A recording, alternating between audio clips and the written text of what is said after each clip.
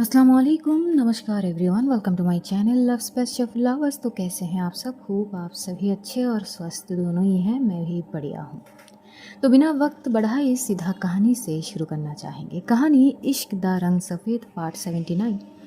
अब तक तो यही जाने थे। यहाँ पर आरुषि, अश्विन और लिली पहुँच चुकी थे सेमिनार पे। वैसे तो दिल्ली पहुँचते ही आरुषि माधवी से बात करती है। माधवी की आवाज़ थोड़ी से मायूसीपन छा गए थे, क्योंकि अभी तक आरुषि ऐसे कहीं बाहर नहीं गई थी ना, वो भी 2 दिन के लिए।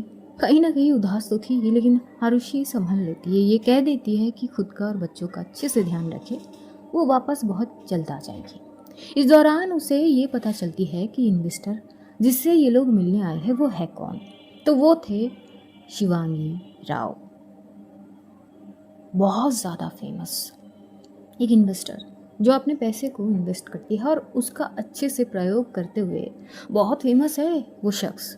उनकी एक छोटी सी बेबी भी है, डिवोर्सी है। कुछ डिटेल्स लिली बता देती है, क्योंकि 1 साल पहले ही कुछ ऐसी चीज़ें हुई थी जो बंदी काफ़ी हद तक वायरल हुई थी। हालांकि इन सारी चीज़ों के बारे में हर्षी को नहीं पता थी। कहाँ पता होगी उससे? इन सारी चीज़ से कोई लेना देना थे नहीं। उसके जीवन में बस काम थे और माधवी जी और बच्चे, बस यही तक सीमित थे और कुछ थे ही नहीं।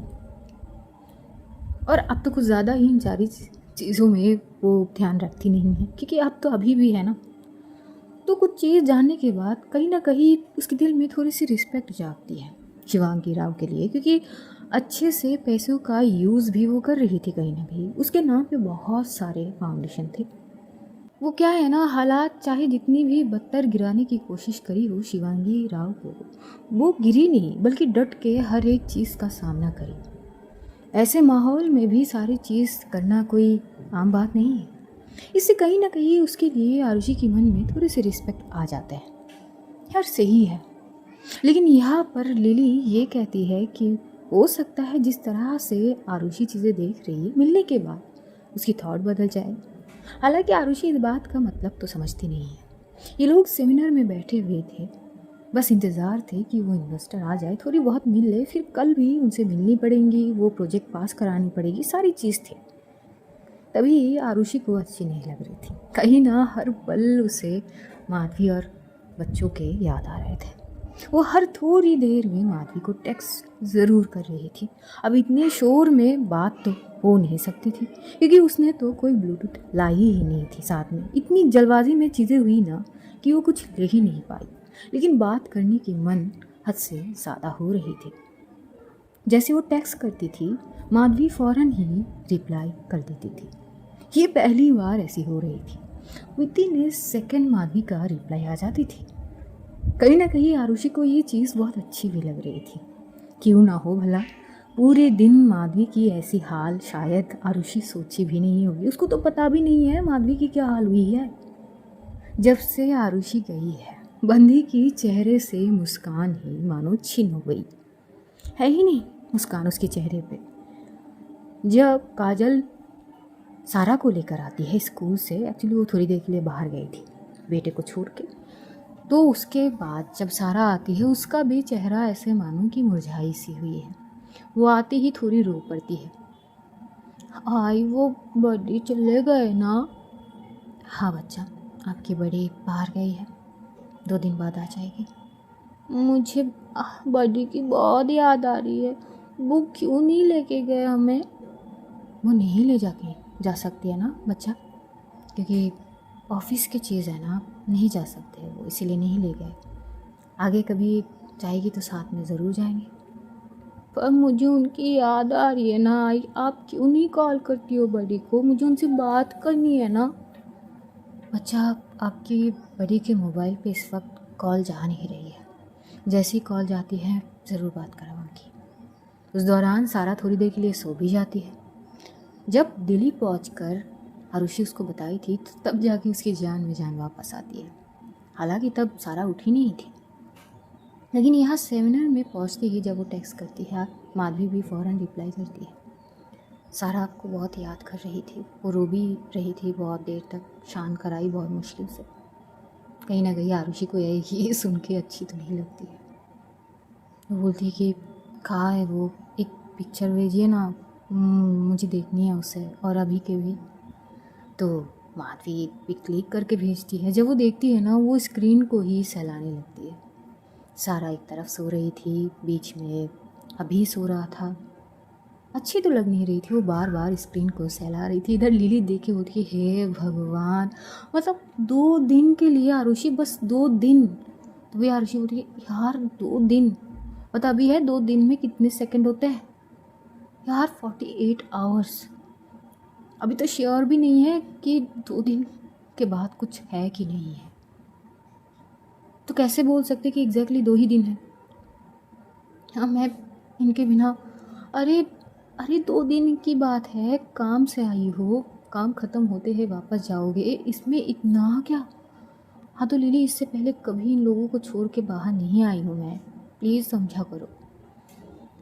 हाय रे ये प्यार, देखो तो रो रो के क्या हालत बनाई है। तभी लिली सारा की पिक्चर को देख के बोलती है वैसे बात तो सही है, अब उसकी फेवरेट पर्सन, उसकी बड़ी, उसको छोड़ के इतनी दूर आ गई है। यार दूर तो मैं आई नहीं हूँ ना, मैं बोली थी माधवी जी को कि साथ में चलते हैं, उन्होंने मेरी बात तक नहीं सुनी।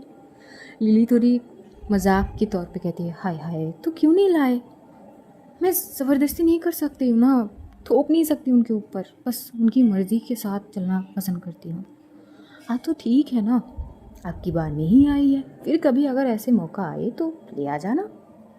थोड़ा स्ट्रांगली कहना कि बस आप मेरे साथ चल रहे हो तो बस लेके आ जाना। आरुषि चुप हो जाती है। वो घूरते हुए लिली को देख कर कहती है मज़ा ले रही हो ना बहुत ज़्यादा? हाँ समझ आ रही है मुझे, मैं थोड़ी वॉशरूम से आती हूँ, मुझे माधवी जी से बात करनी है। हाँ हाँ वाई नॉट, जाओ जाओ। तभी आरुषि उठती है और वो बोलती कि जाओ तो ठीक है, पर यहाँ के वॉशरूम किस तरफ है मुझे पता नहीं है। तभी लिली जो है वो दिखा देती है साइड में, एक्चुअली आरुषि ने नोट नहीं करी। तो वहाँ पे ना बहुत सारे कमरे वगैरह थे, एक नॉर्मल जो वहाँ पे लोग मौजूद थे और एक होते हैं वीआईपी। अब जो आरुषि वगैरह आए हैं ये लोग वीआईपी के जो साइड है उस एरिया में जाएंगे। आरुषि भी उसी तरफ जाती है वॉशरूम के अंदर। वो जैसे ही वॉशरूम में एंटर करती है ना, वहाँ पे एक बच्ची की रोने की आवाज़ आ रहे थे। छोटा बच्चा जब रोते ना बहुत वैसी आवाज़, अचानक वो बच्ची की आवाज़ सुनते ही वो बोलने लगती है कि अरे कौन है यहाँ? पर कोई आवाज़ नहीं, बस बच्ची की रोने की आवाज़। थोड़ी देर तक वो रहती है, फिर अचानक बच्चे की वो रोने की आवाज़ बंद हो जाती है। उसे लगती है कि कहीं उसकी मन की वहम तो नहीं है, या तो मैं कुछ ज़्यादा सोच रही हूँ। फिर वो वॉशरूम में जाती है, थोड़ी बहुत चीज़ें, फिर जब निकलती है तो वो कॉल लगाती है माधवी को। माधवी फ़ोन रिसीव करती है। हेलो माधवी जी। हाय, ये जो आवाज़ थी ना आरुषि की, माधवी सुन के एकदम स्तब्ध हो चुकी थी। आगे कोई भी आवाज़ आरुषि को सुनाई नहीं दे रही थी। आरुषि समझ चुकी थी। अब वो बोल पड़ती कि माधवी जी इतना क्या सैड रहना, देखिए अगर ऐसे रहेगी तो मैं काम कैसे करूँगी? ऐसे नहीं करिए, कम से कम थोड़ा खुश रहिए कि मुझे कम से कम ये तसल्ली हो कि आप ठीक है, बच्चे ठीक है, खुश है। अगर ऐसे सैड रहेंगी तो मैं काम नहीं कर सकती हूँ ना, दिमाग दिल सब कुछ आप ही के पास ही तो है। तभी माधवी की आवाज़ से रिप्लाई आती है, सब ठीक है, आपने कुछ खाई? अब हाँ, हमने वो होटल में ही खाना खा ली थी, अभी सेमिनार में है, पता नहीं ये सेमिनार कब ख़त्म होगी। जैसी ख़त्म होती है ना मैं वीडियो कॉल दूँगी, मुझे बच्चों को देखनी है, मुझे आपको देखनी है, इतना मिस कर रही हूँ ना मैं आगे से ना ऐसी कोई भी ट्रिप में नहीं आऊँगी, आई प्रॉमिस। और अगर आनी पड़ी ना तो साथ में लेके आऊँगी, मुझे ये सिचुएशन नहीं झेलनी। टू बी ऑनेस्ट बहुत ख़राब फीलिंग्स है ये, मैं बर्दाश्त नहीं कर पा रही हूँ। हाँ वो सारा भी उठ चुकी थी और उठ के वो बस चिल्ला रही है आपसे बात करेगी। हाँ दीजिए ना। तभी वो सारा को मोबाइल देती। सारा तो रो रो के बोलती कि बढ़िया आप कब आओगे, मुझे अच्छे नहीं लग रहे, मुझे आप चाहिए ना, जल्दी आ जाइए ना। तभी यहाँ पे आरुषि बहुत प्यार से बात कर रही थी। बच्चा याद है ना आपकी बड़ी ने आपको क्या प्रॉमिस ली थी, क्या प्रॉमिस की थी, याद है ना? हाँ ना याद है, पर क्या बच्चा, अगर हम कोई प्रॉमिस करते हैं तो क्या करते हैं, प्रॉमिस को पूरा करते हैं। तो आप भी करेंगी ना, आप तो मेरा प्यारा सा बच्चा हो ना। पर मुझे आपकी याद भी तो आ रही है ना, और आई को भी तो आप याद आ रही हो, वो भी तो सैड है, अभी भी सैड है, मैं भी सैड हूँ। तभी आरुषि को देखिए, तो आपकी बड़ी भी तो सैड है ना, बस काम के सिलसिले में आए हैं, जैसे ही काम खत्म करेंगे ना शू शटाक आपके पास आ जाएंगे आपकी बड़ी उड़ते उड़ते। पक्का जल्दी आओगे ना? हाँ पक्का जल्दी आएंगे, और ढेर सारे चॉकलेट खिलौने लेके आएंगे आपके लिए। बस भाई का, खुद का और आई का अच्छे से ध्यान रखना है, और आई की हर बात माननी है, रोना धोना बिल्कुल भी नहीं है। मेरा बच्चा, आप मेरी बात सुनेंगे ना? हाँ सुन लेंगे, पर जल्दी आ जाइएगा। हाँ जल्दी आ जाएंगे। तभी मानो कि कोई दरवाज़ा ओपन करता है, जैसी ही आवाज़ होती है तो फटाक से आरुषि होती है, अब ठीक है माधवी जी, वो मैं बाद में करती हूँ। ठीक है, अपना ध्यान रखिएगा। हाँ वो रख लूँगी, प्लीज़ अपना ध्यान रखिएगा प्लीज़। थोड़ी सी आवाज़ में बोल देती कि प्लीज़ ध्यान रख लीजिएगा, I really love you and miss you so much. Madhavi कोई जवाब नहीं देती इसका, वो समझ चुकी थी कि शायद कमरे में काजल भी मौजूद है, तो वो बस कुछ नहीं बोलती है, कॉल डिस्कनेक्ट हो जाती है। आरुषि उस वक्त जो है टिश्यू पेपर लेके, पता नहीं उसके फॉरहेड में कुछ थे शायद, वो बस वो साफ़ कर रही थी। तभी वहाँ पर अचानक से मानो कोई हाई हील पहन के आ रही हो चल के, वो जो ठक ठक करके आवाज़ होती है ना हाई हील की, बिल्कुल वैसी ही ये आवाज़ मानो उसकी ध्यान दूसरी तरफ ले जाती है। जैसे वो थोड़ी सी पीछे की ओर पलटती है तो भाई साहब, एक लड़की खड़ी थी। लड़की क्या, पूरी की पूरी क्या थी वो खुदा ही जाने। इतनी खूबसूरत और इतनी बोल्ड उसकी वो लुक थी। थोड़ी देर के लिए आरुषि देखती और फटाक से अपनी नज़रों को थोड़ी सी नीचे कर देती, क्योंकि शॉर्ट ड्रेस पहनी थी और हाई हील इतनी स्टाइलिश घड़ी थी, देख के लग रही थी कि बहुत बड़ी कोई शख्स होगी। और सबसे बड़ी बात, उसके हाथ में एक छोटा सा बेबी भी थे, वो जो होता है ना कुछ, वो जो पहन के रखती है बेल्ट बच्चों को लेकर, बिल्कुल वैसी ही वो अपने सीने के साथ वो बेबी को कैरी कर रही थी बेल्ट के दौरान। और फिर वो आती ठीक आरुषि की साइड में, एक बेसिन के साइड पे, जहाँ पे वो थोड़ी सी इन्वेस्ट करती है। आरुषि थोड़ी खिसक सी जाती है, और जैसे ही वो खिसक के पीछे से वहाँ से चली जाएगी, तभी मानो कि कुछ नोट करते हुए पीछे पलटती है। वो उस शख्स को थोड़ी देर के लिए देख के उसे याद आती है, थोड़ी देर पहले जब लिली ने एक पिक्चर दिखाई थी, सॉरी अश्विन ने, शिवांगी राव, वो इन्वेस्टर जिससे मिलने के लिए आई थी आरुषि और अश्विन, एग्जैक्टली ये वही शख्स है। वो थोड़ी देर के लिए पॉज हो जाती है और देखने लगती है। उसके पास जो बेबी थी ना, वो इतनी क्यूट थी हद से ज़्यादा, और उसके जो आंखें थे वो सबसे ज़्यादा क्यूट थे। थोड़े से बड़े थे, टिमटिमाती आंखें, और रो जो रही थी उसके आंखों में आंसू थोड़े से भरे हुए थे। वो बस थोड़ी सी देखती है उस बेबी को, वो कितनी खूबसूरत है, पूरी की पूरी माँ पे गई है, समझ आ रही है। और बच्चों को देख के, क्योंकि आरुषि की चीज़ें है ही ऐसी, वो बच्चों को देख के ना वो थोड़ी सी देखने लगती है बेबी को। तभी वो जो लड़की थी वो वहाँ से हैंड वॉश करके बस वहाँ से जा रही थी। तभी शायद नीचे कुछ थी या पता नहीं क्या थी, वो स्लीप होने लगती, तभी आरुषि एक हाथ से संभल लेती है। वहाँ पे और भी लोग थे, कुछ शायद बॉडीगार्ड्स थे जो ठीक दरवाजे के बाहर ही खड़े हुए थे, और एक लड़की और भी थे वहाँ पे। जैसी वो हाथ पकड़ती है बड़ी कस के, वो जैसे तैसे बैलेंस कर लेती है अपनी हीट पे, और सीधा खड़ी होकर आरुषि के हाथ एकदम से छटक देती है, और इतनी रूडली कहती है ना, how dare you to touch me. Arushi फौरन बोलती है, आई एम एक्सट्रीमली सॉरी, आपको छूने की कोई भी इंटेंशन थी नहीं। एक्चुअली आप गिर रहे थे, आपके साथ बेबी भी है, अगर गिर जाते तो शायद बेबी को चोट लग सकते थे, इसीलिए ना चाहते हुए भी वो एकदम से आप गिर रहे थे तो समझ नहीं आई क्या करूं, तो बस हाथ पकड़ ली। I am extremely sorry. तो क्या चाहती हो तुम?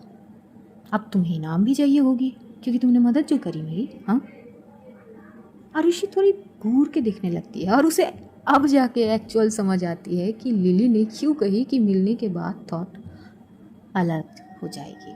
बहुत पोलाइटली बस थोड़ी सी नज़र को झुकाते हुए कहती है, क्योंकि इतनी शॉर्ट ड्रेस पहनी थी ना, पूरे के पूरे टांग ऐसे दिखाई दे रहे थे। कहीं ना कहीं आरुषि को ये सारी चीज़ें अच्छी भी नहीं लग रहे थे। वो बस देखती तक नहीं है, थोड़ी सी नज़र को झुकाते हुए कहती, एक्सट्रीमली सॉरी मिस, मेरी वैसी कोई इंटेंशन थी नहीं, और ना ही मुझे इस बात के लिए कोई इनाम चाहिए। यही बोलते हुए वो वहाँ से निकल जाती है।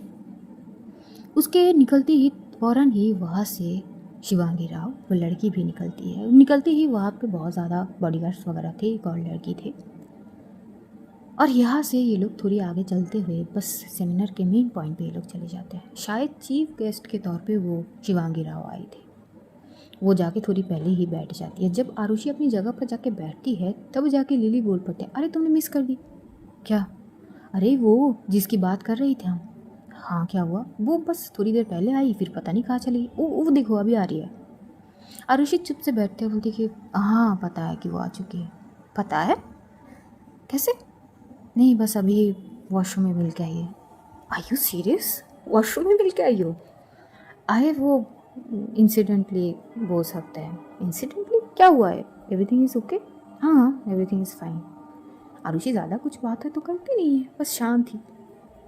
इधर वो जो थी शिवांगी राव, जब वो जाके वो चीफ गेस्ट के चेयर पे जाके बैठती, उनके साथ कुछ और शख्स थे, शायद उनके कोई बॉडीगार्ड्स होंगे या बिजनेस के तौर पे कोई असिस्टेंट वगैरह हो सकता है। 3-4 लोग थे उनके साथ ही बैठे हुए।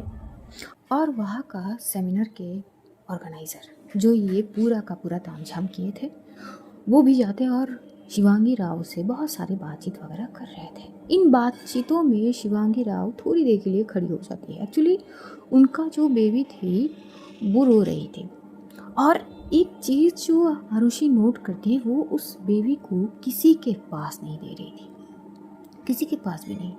वो खुद ही के पास रखती है। कभी वो खड़ी होती है, कभी बैठती है, कभी वो बेबी से बात कर रही थी। आरुषि हर एक चीज़ नोट कर रही थी। तभी लिली बोलती कि क्या हुआ?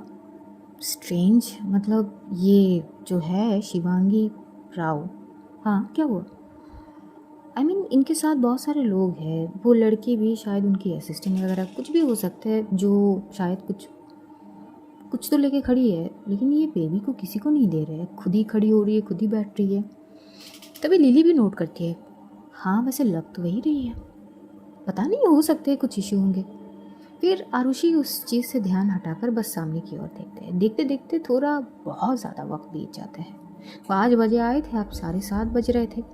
सेमिनार ख़त्म हो चुके थे, लेकिन वहाँ के बिजनेस के कुछ लोग, क्लाइंट वगैरह रह चुके थे जो शिवांगी राव से बात करना चाह रहे थे। उनमें से अश्विन, लिली और आरुषि, ये तीनों भी थे। अब यहाँ से ये लोग चलते हुए एक और कमरे में जाते हैं, जहाँ पर शायद शिवांगी राव से मिलने का मौका मिलेगी और वहाँ पे जाके ये लोग बातचीत कर पाएंगे। अब देखते हैं कि बहुत सारे लोग बस इंतज़ार कर रहे थे मिलने के लिए, और ये लोग भी इंतज़ार ही कर रहे थे। तभी एक कमरे से बाहर एक लड़की आती है। अब वो बोलते हैं कि अश्विन, अश्विन कौन है? तभी अश्विन बोलते हैं कि मैं हूँ, आपको बुलाए गए हैं अंदर।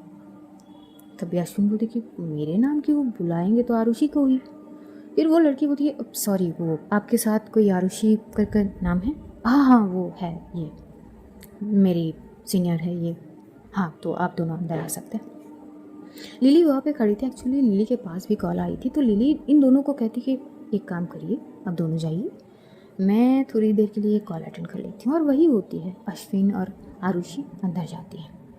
अंदर का माहौल ही अलग थे भाई साहब। लगभग 5 लोग एक साथ बैठे हुए थे। बीचों बीच शिवांगी राव, उनके सामने कुछ पेपर्स थे जो वो बड़ी ध्यान से देख रही थी।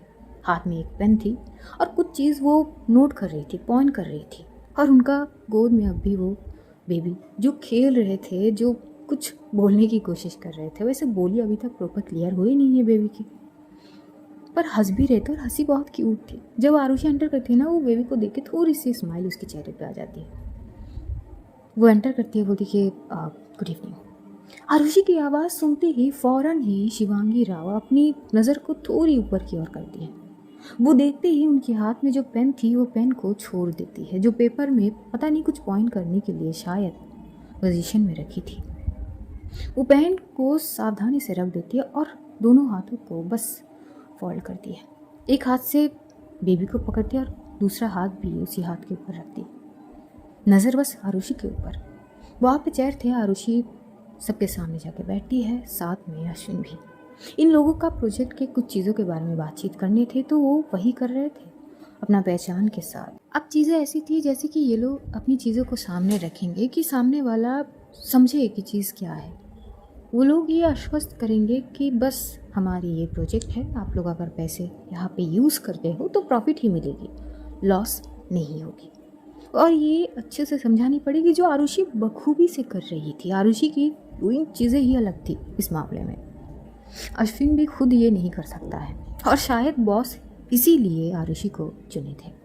वो बखूबी से अपनी प्रोजेक्ट की चीज़ें सामने रखती है। जैसे उसका ख़त्म होती है, वो सामने की ओर एक बार देखती है। शिवांगी राव, जो काफ़ी ध्यान से आरुषि की हर एक पॉइंट को सुनी थी बहुत अच्छे से, और सुनकर वो पेन को फिर से हाथ में लेते हुए देखिए, कुल मिला के आज हमारे पास ऐसे लगभग 50 प्रोजेक्ट आए हैं, एक से बढ़कर एक प्रोजेक्ट। तो हम उन प्रोजेक्ट को छोड़कर आप ही के प्रोजेक्ट को क्यों पास करें?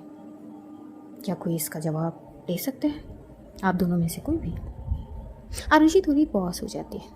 तभी आरुषि बोलती है कि देखिए, तो फिर मैं यही कहना चाहूँगी कि बाकियों का प्रोजेक्ट कैसा है, किस चीज़ में है, वो मुझे नहीं पता। मैं बस अपना 100% बता सकती हूँ आपको। तभी वो शिवांगी राव एक रिमोट लेती है, और सामने क्योंकि वो थे प्रोजेक्टर, वो एक एक करके रिमोट के बटन प्रेस कर रहे थे, जहाँ पे हर एक प्रोजेक्ट का एक से बढ़कर एक डिटेल्स आ रहे थे। जब आरुषि वो सारी चीज़ देखती है ना, तो वो थोड़ी देर के लिए चुप सी हो जाती है, क्योंकि वाकई में एक एक चीज़ ऐसे ऐसे थे जहाँ से वो गिनती में नहीं आएगी। भला इतने अच्छे अच्छे प्रोजेक्ट को छोड़ के शिवांगी राव इन लोगों को ऊपर क्यों खामखा इन्वेस्ट करेगी, यही वो सोच रही थी, और वो चुप सी हो जाती है। तभी शिवांगी राव बोल पड़ती है, नाउ से इतने अच्छे अच्छे प्रोजेक्ट को छोड़ के आप ही के प्रोजेक्ट को क्यों पास करो? कुछ डिफेंड करना चाहेंगे आप? लेकिन इसमें आरुषि कुछ नहीं बोलती है। वो बस इतना बोलती है कि देखिए मिस शिवांगी राव, मेरी नाम है। आरुषि बोलती है कि जी मैम, जो भी हो, बट हम बस प्रोजेक्ट दिखाने आए हैं, बाकी सब कुछ आपके हाथ में है। आपके पास 100 क्या 50 से भी ज़्यादा हो सकते हैं, 100 50 200 इससे भी ज़्यादा प्रोजेक्ट हो सकते हैं। पैसों की कोई कमी वैसे है नहीं आपके, जहाँ तक मुझे पता है। तो फिर अगर देखा जाए, मैं बस यही कहूँगी, अगर आपको ठीक लगे तो करिए, नहीं ठीक लगे तो इट्स अप टू यू। हम बस प्रोजेक्ट के बारे में आपको डिटेल्स बता ही सकते हैं, फोर्स नहीं कर सकते ma'am. It's up to you. तभी सीधा ऋषि के मुंह के ऊपर ही बोलते कि तो सॉरी टू से, बट आपकी ये प्रोजेक्ट पास नहीं हो सकती। आरुषि की भी पूरा का पूरा रिएक्शन बड़ी नॉर्मल ही थी, चेहरे से मुस्कान जाती नहीं है। वो एक अलग ही कॉन्फिडेंस थी उसके चेहरे पे। वो उसी टोन में बोलती है, it's okay, it's up to you. अगर आपको लगती है कि ये कैपेबल नहीं है तो हम दोबारा फिर से कोशिश करेंगे, कोई ना कोई हमें मौका ज़रूर दे देंगे। थैंक यू मैम, इतना कीमती वक्त आप हमें दिए हैं उसके लिए। और जैसे वो चीज़ें बोलने लगती है ना, तब वो ये लोग के वक्त ख़त्म हो चुके थे, और जैसे ये लोग जाने वाले थे तभी आरुषि थोड़ी देर के लिए रुक जाती है। वो थोड़ी देर के लिए रुकती है, और वो पीछे पलटते उस बेबी को देखती है। बहुत ही प्यारी सी मुस्कुराहट आरुषि के चेहरे पे थी। अब वो थोड़ी सी करीब आते, फिर भी डिस्टेंस पे थी, करीब आते बोलते कि by the way miss Shivangi Rao, आपकी बेटी बहुत प्यारी है। She have a very cute and precious smile, and I think वो अपनी माँ पे गई है। आता है, और यही बोलते हुए वो वहाँ से निकल जाती है। शिवांगी राव जो वहाँ पे कुछ सोचते हुए पता नहीं पॉज सी हो गई थी। तभी वहाँ से उनके पास बैठे हुए एक और शख्स कुछ बोलने वाले होते हैं, लेकिन अचानक शिवांगी राव ये बोल पड़ती है, हू शी। तभी साइड में से एक बंदा बोल पड़ता है कि कौन है, कौन सी कंपनी से आया है। एक्चुअली आने वाले कोई और थे, लेकिन ये लड़की उस शख्स के बिहाफ पे आई है। वहाँ का मैनेजर है। एक मैनेजर हो के इतनी confidence. I need some details about that company. बस लगभग आधे घंटे नहीं लगते हैं उनको पूरी की पूरी डिटेल्स मिलने में। आरुषि की शुरुआत से लेकर अब तक सारी चीज़ वो डिटेल शिवांगी राव के पास आ चुके हैं और वो काफ़ी ध्यान से उसकी हर एक डिटेल्स को देख रही थी। थोड़ी देर बाद ही वो किसी को कॉल करती है, पता नहीं क्या बात होती है, लेकिन उसके बाद वो उस चीज़ को वहीं पे ख़त्म करती है। वो मीटिंग को वहीं पे रद्द करती है। और भी कुछ लोगों से मिलना बाकी थे लेकिन वो ख़त्म कर देते हैं। यहाँ पर ये लोग जो आरुषि है, अश्विन, ये लोग बाहर आ चुके थे। बाहर आके देखते हैं कि लिली तो है ही नहीं। अब अश्विन लिली को कॉल लगाने लगता है क्योंकि लिली को लगी थी कि थोड़ा बहुत वक्त तो लग जाएगी। किसको पता था कि ये लोग जाएंगे और वापस आएंगे। एक्चुअली नेटवर्क का इशू हो रहे थे तो लिली उस जगह से थोड़े दूर चली गई थी। फ़ोन बार बार बिजी आ रहे थे, लिली को मिल नहीं पा रहे थे ये लोग। अब आरुषि बोलती कि यार हद हो गई, अब ये लिली कहाँ चले गए। अश्विन बोलती कि मैं देखता हूँ। वो साइड में से चला जाता है। आरुषि खड़ी थी और वो टेक्स्ट पे बात कर रही थी माधवी से। अब वो माधवी को सारी डिटेल्स कहती है। पता है, यहाँ पे मैं अभी अभी एक क्यूट सा बेबी से मिली हूँ, बिल्कुल हमारे अभी की तरह है, लेकिन वो बेबी गर्ल है। हमारी अभी तो बेबी बॉय है ना, पर वो बेबी, उसकी आँखें इतनी क्यूट है ना। माधवी भी बोलती है कि किसकी बेबी को देख लिए थे आप। तो पूरी डिटेल्स बताती है कि एक इन्वेस्टर है। फिर लिली ने जो भी डिटेल्स बताई है वो। अब माधवी ये पूछती तो फिर मतलब जिस काम से गई है आप, वो हुई नहीं है। हाँ कह सकता है, पर ठीक है ना माधवी जी।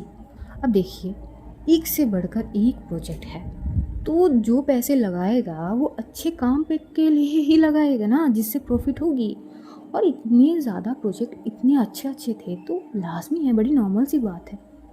माधवी को इतनी कहाँ समझ आती है, लेकिन हाँ अगर आरुषि कह रही है तो ऐसी होगी, वैसी होती है। फिर आरुषि ये कहती है कि लिली का कुछ पता नहीं है, हम गए और आए और ये गायब है। बातचीत यहाँ पे हो ही रही थी।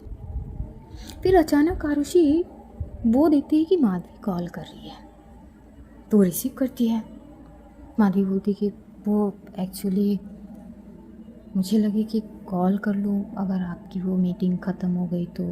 नहीं अच्छा किया। एक्चुअली इतना साउंड है ना यहाँ पे, मुझे समझ नहीं आ रही थी मैं कॉल करूँ क्या नहीं करूँ, क्योंकि ब्लूटूथ वगैरह कुछ नहीं लाई मैं अपने साथ।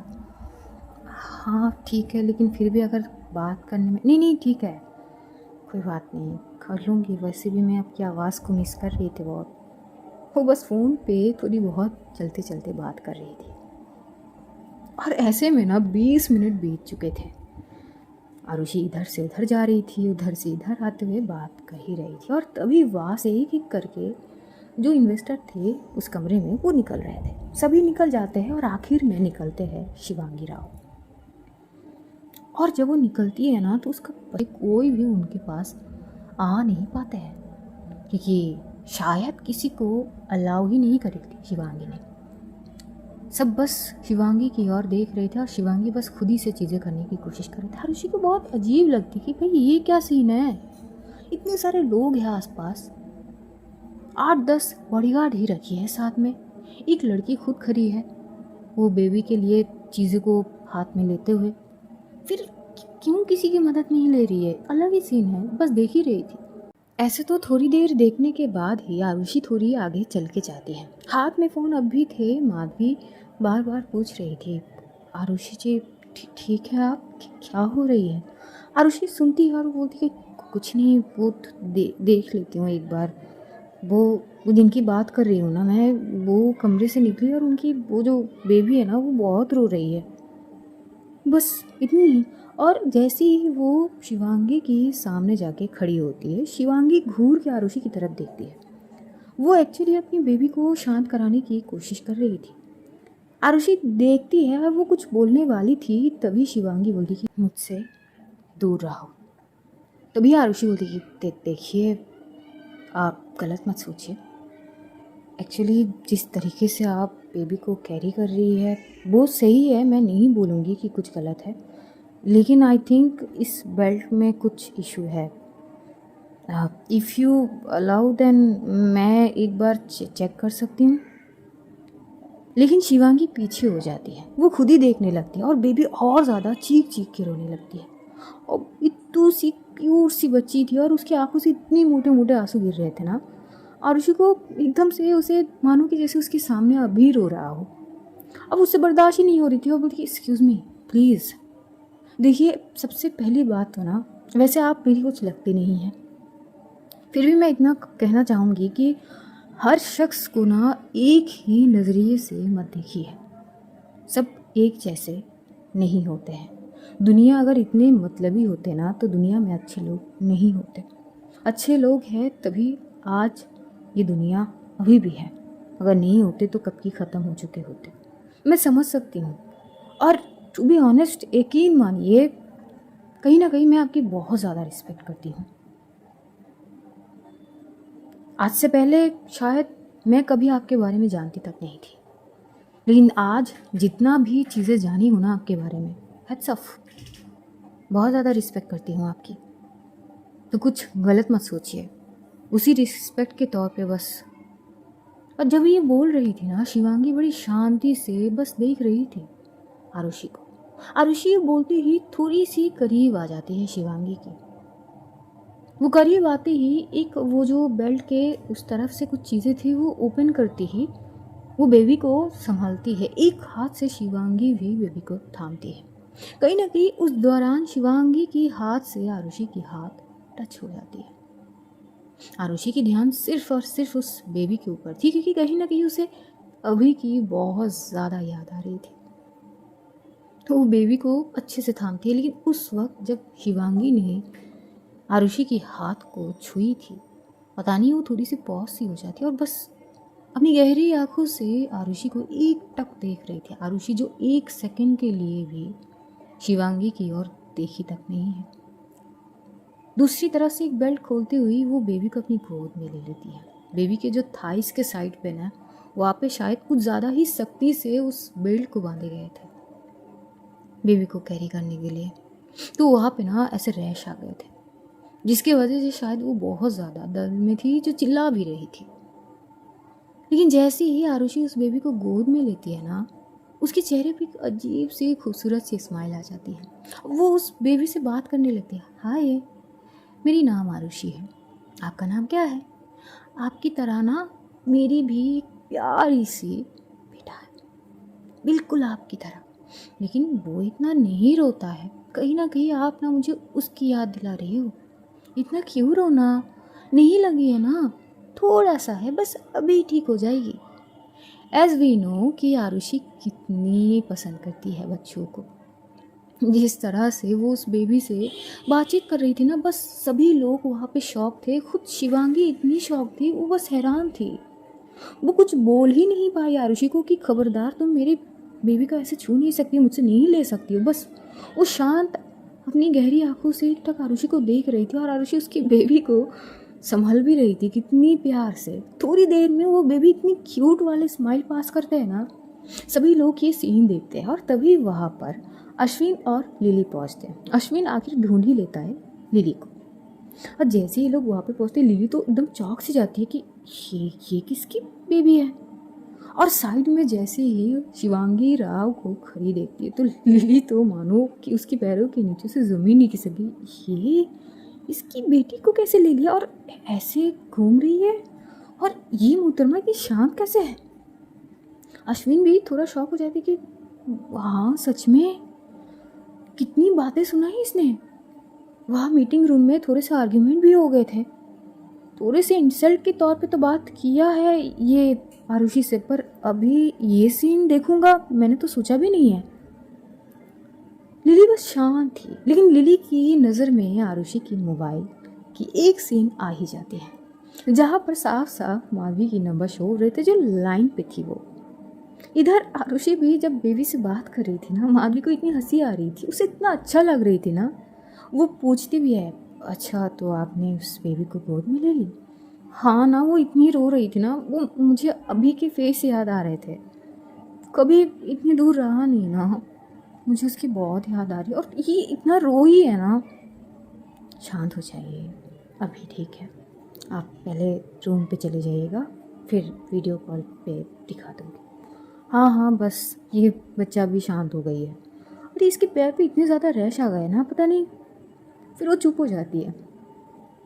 थोड़ी देर बाद जैसे ही बेबी बिल्कुल नॉर्मल हो जाती है, तभी आरुषि उस बेबी को लेते हुए सीधा शिवांगी के सामने आती है और वो बोलती है कि ये ना बड़ी नाजुक सी है आपकी बेटी, थोड़ा प्यार से लीजिए। समझ सकती हूँ आपकी चीज़ें, पर बच्चे हैं तो कम से कम उस नाते सोच कर, अब नाजुक सी चीज़ है, ज़्यादा ज़ोर से नहीं पकड़ सकती आप। देखिए, बच्चों के साथ अगर चीज़ें होना तो इनके साथ क्या होती है, इनको बस कंफर्टेबली फील होनी चाहिए। जैसे वो कंफर्टेबल फील करेगी वो बस आसानी से आपके साथ रह लेगी। और एक माँ के साथ हमेशा एक बच्ची महफूज और कंफर्टेबल ही रह सकती है और किसी के साथ नहीं। लेकिन उसे इस चीज़ से तकलीफ़ हो रही है तो थोड़ा ध्यान से। और रही बात, टू बी ऑनेस्ट, मुझे ना ही कोई इनाम चाहिए और ना ही कुछ। मैं भी माँ हूँ। लेकिन जैसे ही आरुषि ये बोल लेती है ना कि मैं भी माँ हूँ, फटाक से जो शिवांगी है उसके भंवरे थोड़े से तेजी हो जाते हैं। वो अपनी बेबी को अच्छे से गोद में लेते बोलती कि oh so you are married right? नहीं नहीं, आप गलत है। बेसिकली देखा जाए गलत भी नहीं बोल सकते इसे, पर हाँ मेरे भी बच्चे हैं। मेरे 2 बच्चे हैं, एक 6 साल की और एक लेकिन जैसी वो 6 साल की बच्ची को अपनी तरफ से कहती, जितनी हक से आरुषि ने कही ना कि मेरी 2 बच्चे हैं, एक 6 साल की और एक अभी 2 महीने हुए हैं, इतना भी हक से भला कौन बोल सकते हैं। माधवी की चेहरा जो खिलती है ना, है वो नज़ारा ही अलग थे। हालांकि आरुषि ये देख नहीं सकी, लेकिन माधवी बहुत खुश थी, मन में मिठास सी भर गई थी उसकी। वो बस चुप से सुन रही थी। उसके चेहरे अलग ही चीज़ें दर्शा रहे थे। तभी जो शिवांगी है वो बोल पड़ती है, ओके, पर तुम्हें देख के लग नहीं रही है कि तुम 2 बच्चों की माँ हो? I mean it's very unexpected I think मेरे लिए। तभी ये आरुषि थोड़ी हंसते हुए बोलती है कि देखिए, अनएक्सपेक्टेड कुछ भी नहीं होती है, मुमकिन है तभी हुई है। चलिए, शायद हमारी बात यहीं पे ख़त्म होती है। ध्यान रखिए और हो सके तो अपनी सोच को थोड़े से अलग, सबके लिए ना सही, लेकिन एटलीस्ट आप ये समझ पाए कि कौन सही है और कौन गलत। बस एक के लिए पूरी दुनिया को कसूरवार ठहराना भी गलत ही है ना शिवांगी जी। बस इतना ही बताने थे। नाता चाहे कुछ भी ना हो, but as a human being इतना बोल ही सकती हूँ आई थिंक। और ये बोलते हुए वो वहाँ से चली जाती है, लिली की तरफ बढ़ती है। जैसे ये लोग उस एरिया को क्रॉस करेंगे, तभी जो इनके साथ कुछ लोग थे वहाँ में से एक शख्स आते हैं। जाने से पहले ही वो शख्स आते हैं इनके सामने और बोलते कि excuse me miss Arushi. Arushi खड़ी हो जाती है, यस, आपको शिवांगी मैम ने कल बुलाया है उनकी ऑफिस में, कल 11 बजे मॉर्निंग के, वो आपकी इंतज़ार करेंगी। अब आरुषि सोच रही थी कि अब क्या रह गई है मिलने के लिए। अश्विन भी बोल पड़ती कि पर क्यों, अब तो ये कल मैडम से मिलने के बाद ही पता चलेगा इसे। अब ये लोग कुछ नहीं बोलते, वो शख्स वहाँ से चले जाते हैं। अब ये लोग यहाँ से सीधा बढ़ते हैं होटल की तरफ, थोड़ी बहुत फ्रेश होंगे और उसके बाद अश्विन और लिली का कुछ प्लान थे, ये लोग बाहर जाएंगे और आरुषि की बस अपनी माधवी से बात करना और बच्चों को देखना। वो कमरे में आते ही वो फटाक से कॉल लगाती है, वो भी वीडियो कॉल पाते ही माधवी भी फ़ौरन ही कॉल रिसीव करती है। माधवी की आंखों में थोड़े आंसू भर भी चुके थे, बस एक ही दिन हुए हैं और हालत ऐसे है, वरना तो लगभग 5 से 6 घंटे पहले ही ये दोनों मिल चुके थे। लेकिन अभी हालत देखने के लायक थे। जैसे ही आरुषि स्क्रीन की ओर देखती है, माधवी फटाक से आंखों को पोंछ लेती है, लेकिन आरुषि देख लेती है क्योंकि नज़र आ जाती है ना, आखिर वो महबूबा भी तो खुद ही की है। आरुषि देखती बोलती कि ये क्या बात हुई, आंखों में आंसू क्यों? नहीं तो कहाँ आंसू है? माधवी जी, आपको क्या लगती है आंसू को पोंछेंगे तो क्या मुझे समझ नहीं आएंगे कि आपकी आंखों में आंसू है या नहीं है? तभी काजल भी आती है उसी वक्त और वो बोल पड़ती है, यही तो बात है, मैं इन्हीं को कब से समझा रही हूँ कि आप ना बोलने की ज़रूरत भी नहीं है, वो देख के ही पता सकती है कि आप किस हालत पे हो। चल ये बता, तू ठीक है ना? हाँ मैं ठीक हूँ। सच में ठीक है क्या? अरे हाँ बस यार अच्छे नहीं लग रहे, ऐसे कभी आई नहीं हूँ, सच में सबको मिस कर रही हूँ। ना ना सीधा ये बोलना कि बस जो है उसी को मिस कर रही है। चल ठीक है, वो रो रहा है, मैं उसको थोड़ा सा शांत करके आती हूँ। अब काजल चली जाती क्योंकि वो भी समझती है कि दोनों को थोड़ा सा वक्त देनी चाहिए, और वो जाते जाते ना सारा को भी थोड़ी देर के लिए ले जाती है अपने साथ कि बच्चा आओ कुछ दिखानी है तुम्हें। सारा को नहीं पता थी कि ये बड़ी ने कॉल करी है। इधर थोड़ी देर बातचीत होती है। आरुषि बहुत प्यार से माधवी से बात कर रही थी और माधवी बस आरुषि की सुन रही थी। इतनी मधोशियत के साथ वो सुन रही थी ना, जैसे कि आरुषि की बोली बोली नहीं है, कुछ और ही है, बस वो खो जा रही है आरुषि की बातों में। आरुषि इतनी ढेर सारी बातें कर रही थी ना, वहाँ से लेकर यहाँ तक आई है, क्या किया है, क्या खाई है, सेमिनार पे क्या हुई है, फिर वो शिवांगी की चीज़ें, उसने शिवांगी को जो जो चीज़ कही है वो ऑलरेडी माधवी सुनी है, फिर भी सारी चीज़ें बता रही थी। और फिर आखिर में जो चीज़ हुई है वो भी माधवी ने सुनी नहीं, फिर भी माधवी ने वो सारी बातें रिपीट सुन रही थी आरुषि से। और उसे ज़रा से भी ऐसी नहीं थी कि ये बातें मैं एक बार सुन चुकी हूँ, फिर क्यों सुनना, वो बस सुन रही थी प्यार भरी नज़रों को आरुषि की तरफ टिकाकर। आरुषि फ्लो फ्लो में जब बोल लेती है, अचानक उसे याद आती है कि माधवी की कोई वैसे अलग से रिएक्शन है ही नहीं, वो बस एक टक देखी जा रही है। वो खुद थोड़ी पॉज सी हो जाती है। अब जब वो माधवी की नज़र को देखती है ना, उसकी मुंह अपने आप ही बंद हो जाती है, वो थोड़ी बहुत अटकने लगती है। अब फिर बोलती कि क्या क्या है, आप मुझे ऐसे क्यों देख रही है? पहली बार आप बोलते हुए बहुत अच्छी लग रही है। ये बात बोलना और आरुषि की गाल पूरी तरह से लाल हो जाना ज़्यादा देर नहीं लगती है। इतनी खूबसूरत लग रही थी ना आरुषि उस वक्त, जब वो ब्लश करती है ना तो बहुत ज़्यादा खूबसूरत लगती है। माधवी मानो कि अपनी आंखों से तरस रही थी आरुषि को। माधवी के चेहरे पे पता नहीं वो क्या ही खुमार थी जो आरुषि अपनी नज़र को टिका नहीं पा रही थी माधवी के आगे। वो दोरी बहुत नज़र को इधर उधर कर रही थी, पूरी की पूरी ब्लश कर रही थी वो, कि वो नज़ाकत ही की कुछ असर ऐसी थी कि हम उन नज़रों को देख भी ना पाए। कुछ ऐसी हालत थी आरुषि की। तभी माधवी धीमी सी आवाज़ में कहती है, एक बात कहेंगी आप? अब हाँ बोलिए ना। इतनी खूबसूरत आप मुझसे दूर वहाँ जाने के बाद ऐसी लग रही है कि कुछ और वजह है? आरुषि थोड़ा घूरते हुए कि दूर कैसे गई मैं आपसे? नहीं ऐसा मत सोचिए, मैं कभी भी आपसे दूर नहीं हो सकती। हमारी डिस्टेंस अगर थोड़ी बहुत हो जाए, लेकिन माधवी जी एक बात हमेशा ध्यान रखिए, वो जो आपके सीने में धड़क रही वो दिल है, वो मैं हूँ। और मैं, ये जो मेरे सीने में धड़क रही ये दिल, ये आप है। हम चाहकर भी एक दूसरे से दूर कभी भी नहीं हो सकते। तो ये कभी मत सोचिएगा कि मैं आपसे दूर हूँ या आप मुझसे। माधवी के चेहरे पर एक लाजमी सी मुस्कुराहट आती है। बस आरुषि इसी मुस्कुराहट पे फिदा सी हो जाती है।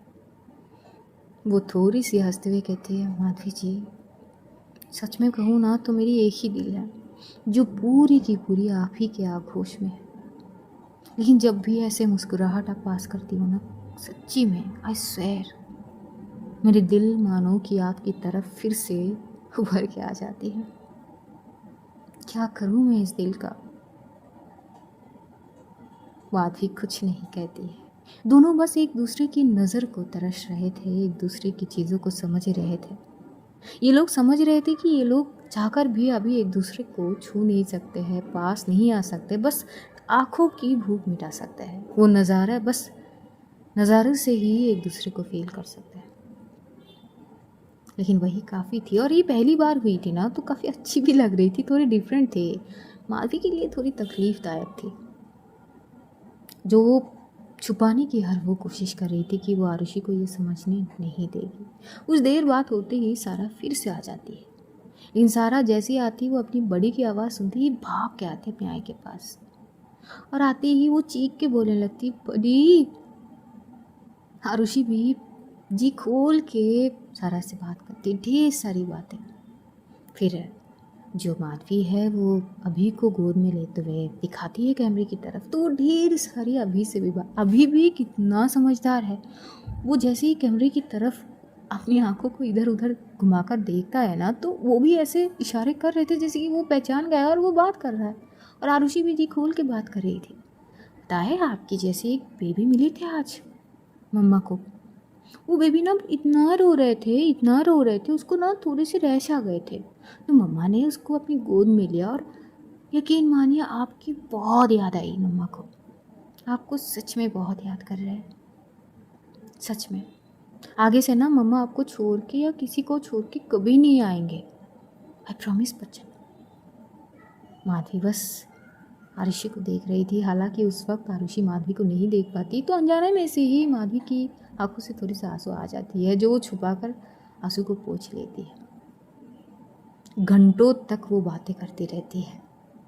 देखते देखते रात के 9 साढ़े 9 बज रहे थे। आरुषि की फ़ोन पे बार बार लिली की कॉल आ रही थी।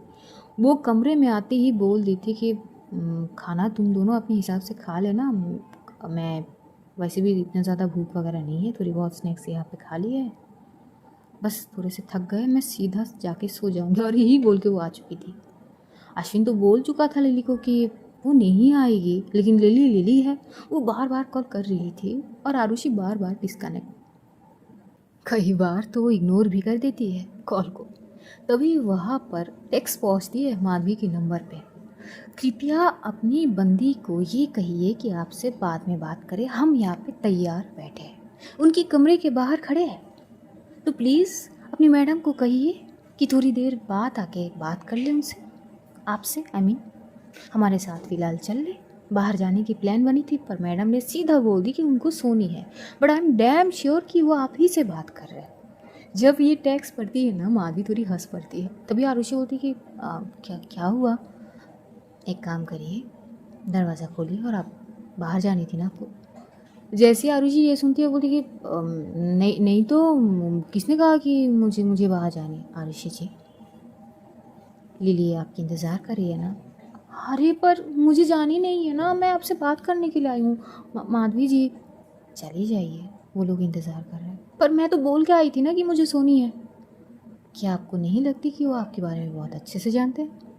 अब आरुषि चुप सी हो जाती है। तभी माधवी बड़ी प्यार से बोलती है, जाइए थोड़ा बाहर से घूम के आइए, मैं बच्चों को सुला देती हूँ, आप जब आइएगा तब कॉल कर लीजिएगा। और ऐसी होती है।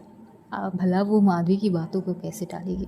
जल्दी से तैयार हो जाती है और जो गुस्से वाली लुक देती है ना, वो बाहर निकाल के लिली को। लिली भी बोलती कि एक्चुअली ना क्या है ना आरुषि जी, आपके बारे में ना बहुत अच्छी सी जानकारी है मेरे पास कि आपकी ना स्विच बटन कहाँ पर है, एक्चुअली कहाँ पर प्रेस करनी पड़ेगी और आपकी मूड एक्टिवेट होगी। सो चलेगा।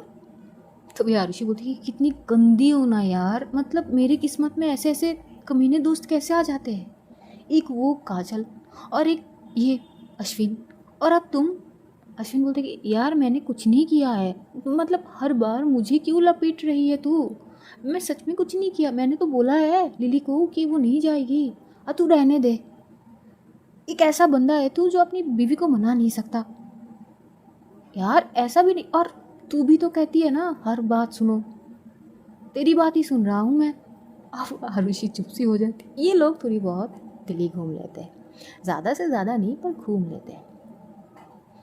वहाँ पर क्लब में जाने की बात हो रही थी, लेकिन आरुषि जाने से तुरंत मना कर देती कि नहीं, मुझे उन सारी चीज़ में नहीं जानी। लिली प्लीज़ यार समझा करो, तुम लोग कल आ जाना ना। एक्चुअली मैं तो ये कहती हूँ तुम लोग ठहर जाओ यहाँ पे, मैं कल चली जाऊँगी एक बार वो शिवांगी जी से मिलने के बाद। फिर अश्विन चाहे तो 3-4 दिन यहाँ पे रुक जाओ तुम लोग, प्रॉपर हनीमून टूर एंजॉय करके फिर आ जाना। तभी लिली हंस पड़ती कि कितनी बुरी हो ना तुम, हम ऐसे कर रहे हैं क्या? नहीं नहीं, लग तो ऐसे रही है, नई नवेली ऐसे वो कपल वाले वाइस दे रहे हो तुम लोग, मतलब शर्म कर लो थोड़ा, मैं अकेली आई हूँ, मेरी जी क्यों जला रही हो। लिली को इतना हंसी आती है ना। बाद में ये लोग थोड़ा बहुत घूम के चले जाते हैं। जाने के बाद आरुषि ढेर सारी बातें, और वो इतनी थक गई थी ना, तो वो बात करते करते कब सो गई। माधवी पूरी रात बस आरुषि को निहारती रही, बस निहारती रही। वो एक लफ्ज़ तक नहीं कहती आरुषि से। बस आरुषि बोल रही थी, वो सुन रही थी। आधे घंटे में ही आरुषि सो गई। बाद में माधवी बस उसे निहारती रही पूरी रात। सुबह होते होते उसका फ़ोन स्विच ऑफ हो जाती है। चार्ज ख़त्म हो गई थी आरुषि की। अब माधवी ना चाहते हुए भी क्या करेगी, थोड़ी देर के लिए सोती और उसके बाद सारा की चीज़ें थी जैसे कि हर दिन की शुरुआत होती है वैसे ही। इधर लगभग 9 बजे के आसपास आरुषि उठती है तो देखती है फ़ोन तो स्विच ऑफ है। जल्दी जल्दी उठ के तैयार वगैरह होती है, फ़ोन चार्ज करती है। लिली आती है, अश्विन आती है, ये तीनों ही आराम से बैठ के होटल के रेस्टोरेंट पे ही ब्रेकफास्ट कर लेते हैं। फिर कॉल आते हैं शिवांगी की ऑफिस से। तो अश्विन, आरुषि और लिली ये लोग प्रॉपर जाने के लिए फुल तैयार हो चुके थे कि वहाँ से आने के बाद ये लोग शाम तक चले जाएंगे यहाँ से। वही होते ये लोग जाते हैं शिवांगी की ऑफिस में। तो जो बस लिली जो है वो एक साइड पे बैठी हुई थी और अश्विन और आरुषि ये दोनों अंदर की तरफ जाते हैं। अंदर की तरफ यानी शिवांगी की केबिन, वहाँ पे जाती ही बैठते हैं। शिवांगी जो अभी भी अपनी केबिन पे नहीं थी। थोड़ी देर बाद शिवांगी आती है। भाई साहब, बंदी की ऑरा ही अलग थी। एक स्टाइलिश वुमेन सूट पहनी थी वो, बिजनेस के यूनिक थे, जो काफ़ी अच्छी लग रही थी। उसमें कुछ ब्राउन कलर का जैसा, उतनी भी नहीं, लाइट से थे, जच रही थी बहुत। बालों को पोनीटेल में बांधी थी और आज वो शॉर्ट में नहीं, आज वो फुल बिजनेस सूट में थी। तो वो सूट में काफ़ी अच्छी लग रही थी और बेबी को भी आज बहुत अच्छे से वो गोद में लेकर आई थी। वो जैसे बेल्ट से कैरी करते वैसे ही नहीं। जब आरुषि ये देखती तो उसे तसल्ली होती कि चलो कम से कम थोड़ी चीज़ तो वो समझ गई। जैसे ही वो जाती है वो लोग खड़े होते हैं, वहाँ पे बैठे जाते हैं। तभी जो शिवांगी है वो बोलती है कि प्रोजेक्ट की पेपर्स। आरुषि थोड़ी शॉक होती कि ये तो कैंसिल कर दी थी, अब पेपर्स क्यों चाहिए। आरुषि थोड़ी घूरने लगती है। तभी शिवांगी कहती है, आई सेड प्रोजेक्ट के पेपर्स। तभी अश्विन फटाक से वो पेपर्स निकाल के देते हैं। ये रही। बिना देखे, बिना ज़्यादा चेक करे, कुछ जगह पे जहाँ जहाँ सिग्नेचर चाहिए थे शिवांगी वहाँ पर सिग्नेचर कर देती है, जो आरुषि हैरान हो जाती है। अश्विन तो मतलब ये उम्मीद ही नहीं किया था कि इन लोगों का प्रोजेक्ट जो कल तक कैंसिल हो गया था आज वो पास हो गया। मतलब दोबारा कोई सवाल करे ही नहीं इनसे, बस सिग्नेचर जहाँ जहाँ चाहिए थे वहाँ पे कर दिए। और ये कैसे मुमकिन है। और आरुषि तो शॉक, वो घूर के देखने लगती है और वो फटाक से खड़ी होकर बोलती है, एक्सक्यूज़ मी, कल तक तो आपने मेरे सामने वो 50 प्रोजेक्ट के बातें रखी कि एक से बढ़कर एक है, तो हमारे प्रोजेक्ट को आप खामखा क्यों पास करेंगे। तो आज ऐसे बिना सवाल करे सीधा साइन कर दिया। मैं क्या पूछ सकती हूँ कि वजह क्या है। तभी शिवांगी क्या करती, वो फाइल को बंद करके सीधा देती। उसके देखने की ऑरा ही अलग थे भाई साहब। पेन की वो ढक्कन को लगाते हुए साइड में करते, अपनी बेबी को बड़ी प्यार से गोद में समाते हुए कहती हैं, कुछ चीज़ें बेनिफिट के तौर पे से नहीं देखा जाता है, बस ऐसा ही कुछ समझ लो। ओ भाई साहब, अब इसका क्या मतलब है। शिवांगी फिर बोल पड़ती है, आई लाइक योर थॉट। वैसे तुम्हारी बॉस से काफ़ी तारीफ सुनने को मिली तुम्हारे बारे में, इंटरेस्टिंग। ज़्यादा दिन नहीं हुए हैं तुम्हारे उस ऑफिस में, पर प्रोग्रेस रिपोर्ट बहुत अच्छी है। मुझे ऐसे टैलेंटेड लोग पसंद है। तुमने अपने फ्यूचर के बारे में कुछ सोचा है। मेरे पास तुम्हारे लिए कुछ ऑफ़र है। अगर तुम चाहो तो तुम हमारी कंपनी में आ सकती हो। सैलरी तुम्हारे हिसाब से होगी, जितना तुम कहोगी उतना ही मिलेगी। ओ भाई साहब, अश्विन की आंखें बड़े से हो जाती कि क्या बोल रहे हैं। अब सोच लो, 1 लाख, 5 लाख, 10 लाख, 20 लाख, जितनी भी कहो सैलरी उतनी मिल जाएगी। बस जो काम तुम वहाँ के लिए करते हो वैसा ही, बिल्कुल उतनी ही ईमानदारी के साथ मेरे यहाँ काम करनी पड़ेगी। आरुषि अपनी हाथों को फोल्ड कर लेते और बोलती कि बाय द वे, पर मैं यहाँ पे प्रोजेक्ट के लिए आई हूँ, जॉब के लिए नहीं। आई नो, पर कभी कभार हमारी टैलेंट को जब सामने वाला इंसान समझ जाए तो लाजमी है। वो क्या है, हर कोई टैलेंट नहीं समझते हैं। पर टैलेंट को परखना और समझना दोनों ही मुझे आती है। तो क्या सोचा है तुमने? आरुषि थोड़ी सोच कर बोलती है कि बट मेरी चीज़ें अब भी वैसी है कि मैं यहाँ पे बस प्रोजेक्ट के लिए आई हूँ, अपने बॉस के बिहाफ पे आई हूँ। अगर वो आ जाते तो शायद आज मैं यहाँ पर नहीं होती, मैं अपने घर पे होती बच्चों के साथ जो मेरे इंतज़ार कर रहे होंगे। तो एक्चुअली ऐसी कोई सोच मेरे है नहीं। और अगर आप ये कह रहे हैं कि जॉब ऑफ़र है, तो अगर मैं यहाँ पे जॉब कर भी लूँ तो शायद मुझे यहाँ पे शिफ्ट होनी पड़ेगी, जो कि मैं नहीं चाहती। मेरी बच्ची की स्कूल वगैरह है, तो एकदम से ये सारी चीज़ नहीं हो सकती। मैं नहीं चाहती हूँ इस जगह पे शिफ्ट होने के लिए। आप मेरी टैलेंट को समझिए, उसके लिए शुक्रिया। सोच लो एक बार, वैसे मैं मौका हर किसी को नहीं देती हूँ। थैंक यू अगर आपको मुझे लगी कि उस मौके की मैं काबिल हूँ तो, बट मैं यहाँ जॉब के लिए नहीं आई हूँ, सॉरी। अश्विन तो हक्का बक्का रह जाता है कि सामने से इतना बड़ा ऑफर मिला है और आरुषि सीधा मुंह ठुकरा दी है, ऐसे कैसे। वो थोड़ा सा इशारा करके बोलने लगता है कि आरुषि सोच ले यार, मतलब 20 लाख मतलब। तभी आरुषि बोलती कि अश्विन इस बात को यहीं पे ख़त्म कर। अश्विन चुप हो जाता है। शिवांगी जो एक पेन को एक हाथ में लेकर उंगलियों से घुमा रही थी और बस उसकी आंखें सिर्फ आरुषि की आंखों के ऊपर ही टिकी हुई थी। तभी वो बोलती कि okay, it's up to you, अगर तुम्हें नहीं करनी है तो श्योर। बाकी कुछ चीज़ें फॉर्मेलिटीज़ की चीज़ें हैं, वो कल तक होगी। तो अगर यहाँ की चीज़ें हैं तो कल ख़त्म करने के बाद ही शायद तुम दोनों जा पाओगे। अचानक आरुषि बोलती कि पर कल तक क्यों, हम तो आज शाम को ही जाने वाले थे। आप लोग यहाँ अपनी मर्ज़ी से आए थे, पर जाएंगे मेरी मर्ज़ी से। कुछ फॉर्मेलिटीज़ हैं, वो कंप्लीट होते होते कम से कम कल सुबह, जाते जाते शायद कल शाम तक हो।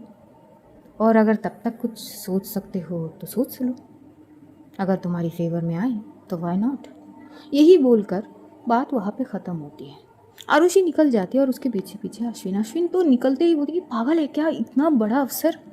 तभी लिली बोलती कि कौन सा अफसर, क्या हुआ है। अश्विन तो लिली के सामने ही बोल पड़ता है, ऐसे मौका कौन ठुकराता है। तभी लिली को जब पता चलती तो लिली भी बोलती कि वैसे ऑफर अच्छा है, ठुकराई क्यों। तभी आरुषि बोलती क्या मतलब क्यों ठुकराई, मतलब वहाँ से क्या मैं यहाँ शिफ्ट हूँ। देखो मुझे इस बारे में बात नहीं करनी, मैं जहाँ पे हूँ माधवी जी के साथ, वहाँ पे सारा की स्कूल वगैरह सब कुछ उससे ही तो है। अब वापस ही में वहाँ से यहाँ शिफ्ट होने का कोई भी मतलब बनते नहीं है। और इस बारे में ख़ास करके लिली, तुम और अश्विन, ना काजल को कुछ बतानी है और ना ही माधवी जी को। खबरदार ये बात अगर माधवी जी के सामने आई तो। अब दोनों शांत हो जाते। अब यहाँ से ये लोग वापस होटल की तरफ बढ़ते हैं। आरुषि जो ऑफिस में वो कांटेक्ट करती है, चीज़ें जैसे जैसे हो गए तो बहुत खुश थे उसके बॉस। अब यहाँ पे चीज़ें होती है दूसरी तरफ माधवी जो पूरे दिन इंतज़ार कर रही थी, और आरुषि इसी चक्कर में ना दोपहर तक उसका वक्त बीत जाता है। इधर दोपहर के बाद ही लगभग 3 बजे के आसपास उस होटल के रिसेप्शन पर कोई आता है, कुछ शख्स आरुषि को ढूंढते हुए। तो आरुषि के रूम पर वो टेलीफोन थे, वो कॉल आते हैं वहाँ पे कि उसके लिए कोई आया है रिसेप्शन में। जैसे ही वो रिसेप्शन में जाती है तो वो शिवांगी के ऑफिस से आए थे एक न्यूज़ लेकर कि शाम को शिवांगी की कुछ बिजनेस की पार्टी वहाँ पे है, तो उसे इनवाइट करे गए हैं, उसके साथ साथ अश्विन और अश्विन की वाइफ को भी। आरुषि थोड़ी चुप थी और वो बोलती कि ठीक है हम आ जाएंगे। ऐसे माहौल में क्योंकि इन्वेस्टर है, उनकी चीज़ों को ठुकरा भी नहीं सकते हैं, तो वो बोल देती है। वो वापस कमरे में आती है, वो कॉल देती है माधवी को। वहाँ पर माधवी बात करती है। हालांकि माधवी थोड़ी शांत थी, आरुषि बस बोली जा रही थी कि ऐसे ऐसे चीज़ें हुई, आज शाम तक आने की बात थी पर अब चीज़ें ऐसे हैं। माधवी नहीं चाहती थी कि आरुषि कुछ चीज़ सोच के बुरा मान जाए या उसे बुरा फील हो। वो बस बोलती थी कि हाँ तो ठीक है ना, अब आते आते रात हो जाते तो बस आज की रात है, ठहर जाइए, कल आ जाइए सावधानी से। पर बात तो ये सारी चीज़ की है ना, अगर ये हो जाए तो इससे ज़्यादा और क्या चाहिए, कम से कम काम तो पूरा होगी। हाँ ठीक है, पर शाम को वो पार्टी, मुझे ये सारी चीज़ पसंद नहीं है। पर ठीक है ना आरुषि जी, अगर वो काम से जुड़ा है तो चले जाइए, आप अकेले थोड़ी हैं। माधवी जी, आप होते तो अच्छे होते ना, पर मैं नहीं हूँ ना आरुषि जी। अब यहाँ पे ये दोनों की चीज़ें अलग थे। कहते हैं ना, कभी कभार थोड़ी बहुत डिस्टेंस लेना भी सही होती है, रिश्तों की असल गहराई समझ आती है। शायद ये दोनों आप समझ रहे थे कि ये दोनों एक दूसरे से कितना प्यार करते हैं। आरुषि की चीज़ तो पहले से अलग थी, वो तो दूर से भी प्यार कर चुकी है, हद से ज़्यादा। लेकिन अब माधवी शायद समझ चुकी है कि आरुषि उसके लिए क्या है। ये जो 2 दिन है ना, ये जो बीत रहे हैं, एक एक सेकंड ना अरसों के बराबर जैसे ही थी। काजल बहुत अच्छी से देख रही थी कि माधवी किस तरह से तड़प रही है। हालांकि वो छुपाने की हर वो कोशिश कर रही थी, लेकिन आंखों में, उसके चेहरों पे साफ साफ नजर आ रही थी कि वो कितना याद कर रही है आरुषि को। तो कहानी आज यहीं पे समाप्त करेंगे। पार्टी की सीन में क्या होगी ये तो पार्टी में पता चलेगी। और यह माधवी और आरुषि के बीच जो इस तड़प है, ये जो तड़प धीरे धीरे आगाज के तौर पे बढ़ रही है, ये तड़प जब ख़त्म होगी तो क्या सीन होगी। क्या कोई ऐसी मोड़ आएगी जो कुछ हलचल सी मचा दे, ये तो पता चलेगी आगे। तब तक धैर्य रखिए, अपना और अपनों का ध्यान रखिए, ढेर सारा प्यार बांटिए, खुश रहिए, खुशियाँ बांटिए। Love you all guys, see you soon, बहुत जल्द फिर मुलाकात होगी। तब तक के लिए खुदाफिज, टाटा, बाय बाय।